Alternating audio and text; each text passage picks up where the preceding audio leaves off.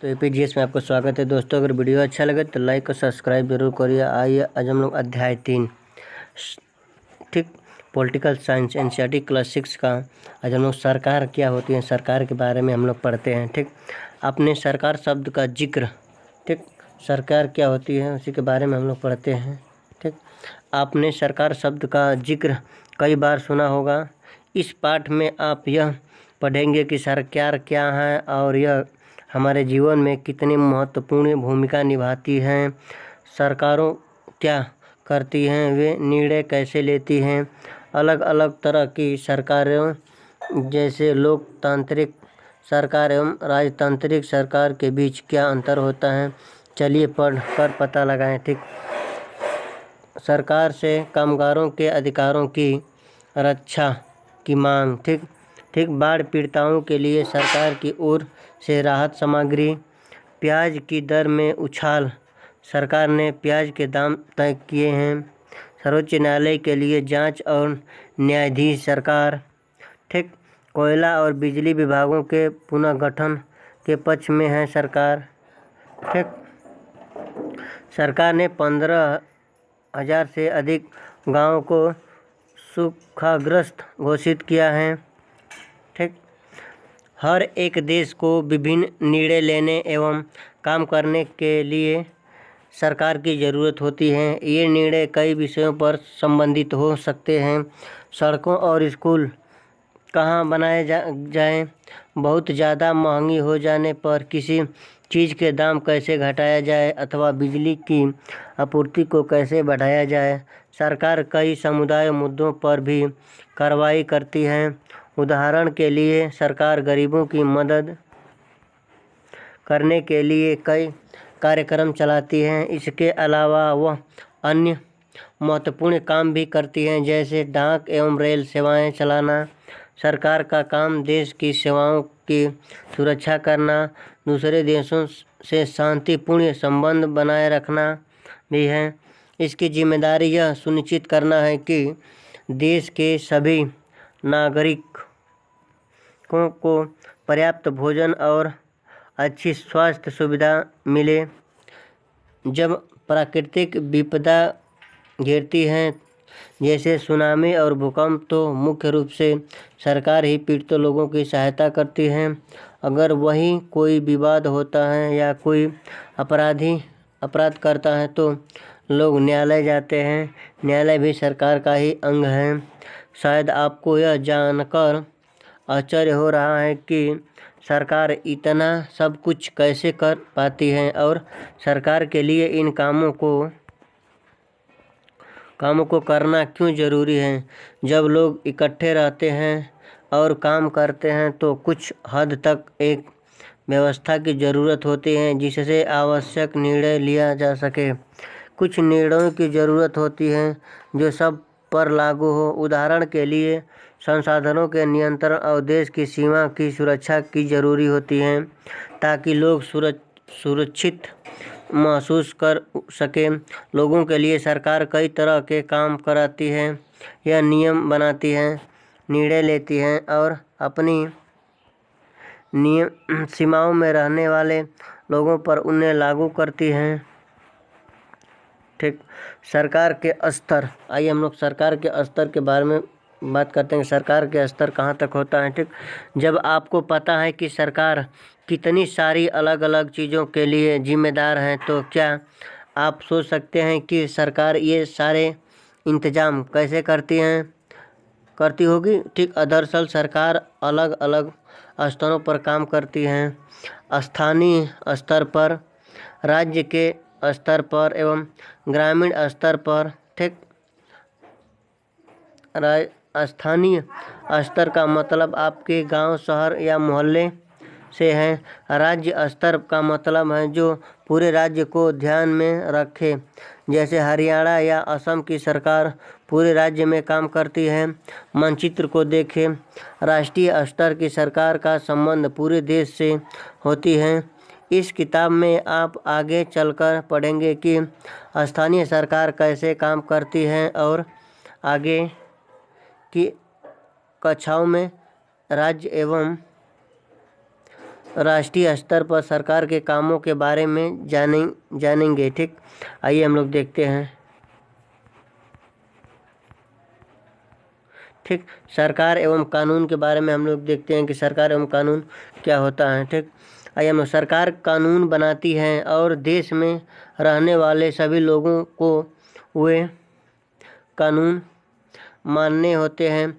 केवल यही वह तरीका है जिससे सरकार काम करा सकती है। सरकार के पास जैसे कानून बनाते ही की ताकत होती है, वैसे ही यह ताकत भी होती है कि लोगों को कानून बनाने के लिए बाध्य करें। उदाहरण के लिए एक कानून है कि गाड़ी चलाने वाले के पास लाइसेंस होना चाहिए। अगर कोई लाइसेंस के बिना गाड़ी चलाता हुआ पकड़ा गया तो उसे जेल की सज़ा काटनी पड़ती है या जुर्माना भरना पड़ता है। ठीक, किसी दूसरे कानून को लेकर यह विचार कीजिए कि लोगों के लिए उसे मानना क्यों ज़रूरी है। ठीक, सरकार जो कार्रवाई कर सकती है, उसके अलावा अगर लोगों को लगे कि किसी कानून का ढंग से पालन नहीं हो रहा हो तो वे भी कुछ कदम उठा सकते हैं। उदाहरण के लिए, अगर किसी व्यक्ति को यह लगे कि उसको उसके धर्म या उसकी जाति के कारण किसी नौकरी में नहीं लिया गया तो वह न्यायालय जा सकता है और यह दावा कर सकता है कि वे कानून का पालन नहीं हो रहा है। तब न्यायालय आदेश देगा कि क्या कदम उठाने की ज़रूरत है। ठीक, सरकार के प्रकार के बारे में हम लोग देखते हैं कि सरकार के कितने प्रकार होते हैं। ठीक, सरकार को निर्णय लेने और कानून का पालन करने वाले यानी उन्हें बाध्य बनाने की शक्ति कौन देता है। इस प्रश्न का उत्तर इस बात पर निर्भर करता है कि उस देश में कैसे सरकार है। लोकतंत्र में जो लोग ही सरकार को यह शक्ति देते हैं। लोग ऐसा चुनाव के माध्यम से करते हैं कि वे अपनी पसंद के नेताओं को वोट देकर चुनते हैं। एक बार चुन लिया जाने के बाद यही लोग सरकार बनाते हैं। लोकतंत्र में सरकार को अपने निर्णयों एवं उठाए गए कदमों का आधार बनाना होता है और सफाई देनी होती है।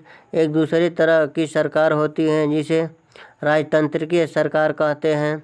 इसमें राजा या रानी के पास निर्णय लेने, सरकार चलाने की शक्ति होती है। राजा के पास सलाहकारों का एक छोटा सा समूह होता है जिससे वह विभिन्न मुद्दों पर चर्चा कर सकते हैं। अंतिम निर्णय की शक्ति उसी के पास रहती है। लोकतंत्र के समान राजतंत्र में राजा या रानी को अपने निर्णय के आधार नहीं बताने पड़ते और न ही अपने निर्णयों की सफाई देनी पड़ती है। ठीक, आइए हम लोग देखते हैं कि लोकतांत्रिक प्रकार क्या होता है। ठीक, लोकतांत्रिक में लोगों की भागीदारी उन निर्णयों को लेने में महत्वपूर्ण है जो उनको प्रभावित करते हैं। क्या आप इससे सहमत हैं? आप में जवाब के 2 कारण लिखिए। आइए हम लोग देखते हैं कि लोकतांत्रिक सरकार क्या होती है। ठीक, भारत एक लोकतंत्र है। इस लोकतांत्रिक व्यवस्था को पाने के लिए हमने लंबे लड़ाई लड़ी है। सरकार में और भी कई देश हैं जहां लोगों ने लोकतंत्र जानने के लिए संघर्ष किए हैं। ऊपर बताया जा चुका है कि लोकतंत्र की मुख्य बात यह है कि लोगों के पास अपने नेता को चुनने की शक्ति होती है। इसीलिए एक अर्थ में लोकतंत्र लोगों का ही शासन होता है। लोकतंत्र में मूलभूत विचार यह है कि लोग नियमों को बनाने में भागीदारी बनाकर खुद ही शासन करें। आज के समय में लोकतांत्रिक सरकार को प्रायः प्रतिनिधि लोकतंत्र कहते हैं। प्रतिनिधि लोकतंत्र में लोग सीधे भाग नहीं लेते हैं बल्कि चुनाव की प्रक्रिया के द्वारा अपने प्रतिनिधि को चुनते हैं। ये प्रतिनिधि मिलकर सारी जनता के लिए निर्णय लेते हैं। आजकल कोई भी सरकार अपने आप को तब तक लोकतांत्रिक नहीं कह सकता है जब तक वह देश के सभी व्यय नागरिकों को वोट देने का अधिकार न दे। लेकिन हमेशा ऐसा नहीं था। क्या आप विश्वास कर सकते हैं कि एक समय ऐसा था जब लोकतांत्रिक सरकारें औरतों और गरीबों को चुनाव में भाग नहीं लेनी देती थी? आपने शुरुआती दौर में सरकार केवल उन्हीं पुरुषों को वोट देने देती थी जो पढ़े लिखे थे और जिनके पास अपनी संपत्ति होती थी।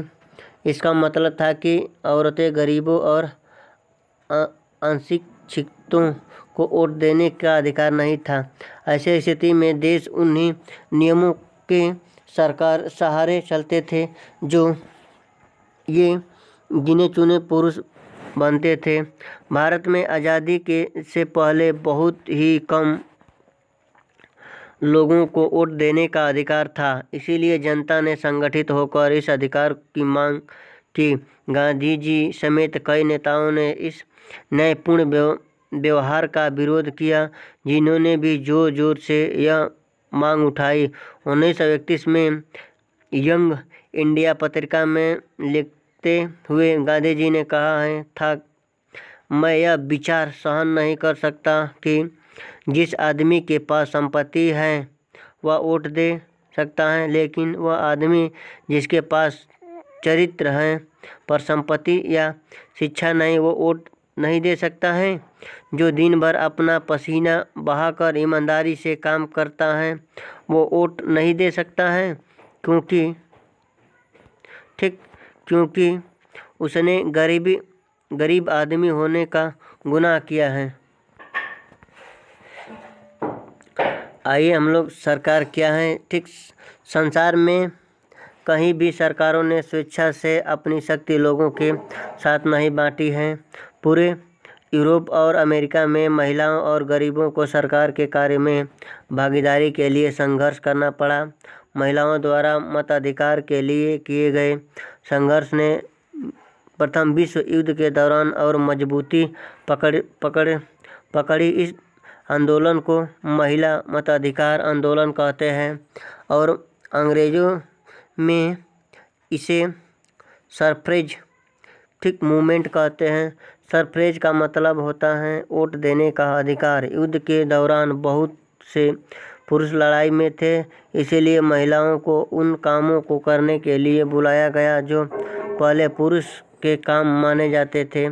जब महिलाओं ने विभिन्न प्रकार के काम और उनकी व्यवस्था करना शुरू किया तो लोगों को यह देखकर बड़ा आश्चर्य हुआ कि इन्होंने महिलाओं और उनकी क्षमताओं के बारे में क्यों इतनी गलत रूढ़िबद्ध धारणाएं बना रखी थी कि महिलाएं ये काम नहीं कर सकती हैं। इस तरह महिलाओं को निर्णय लेने में समान रूप से योग्य माना जाने लगा। महिलाएं मताधिकार के लिए वोट देने का अधिकार की मांग की है। उनकी आवाज़ सुनी जाए, उनके लिए इन्होंने जगह जगह पर अपने आप के लोहे की जंजीरों से बांधकर प्रदर्शन किया। उनमें से कई क्रांतिकारी महिलाएं जेल गई और भूख हड़ताल पर बैठी थी। अमेरिका में औरतों को वोट देने का अधिकार 1920 में मिला, जबकि इंग्लैंड की औरतों को यह अधिकार कुछ सालों बाद 1928 में मिला। ठीक दोस्तों, अगर वीडियो अच्छा लगे तो लाइक और सब्सक्राइब जरूर करिए और अपने दोस्तों के साथ शेयर करिए।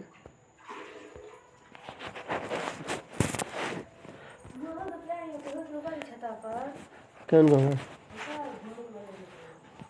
ले जाते हैं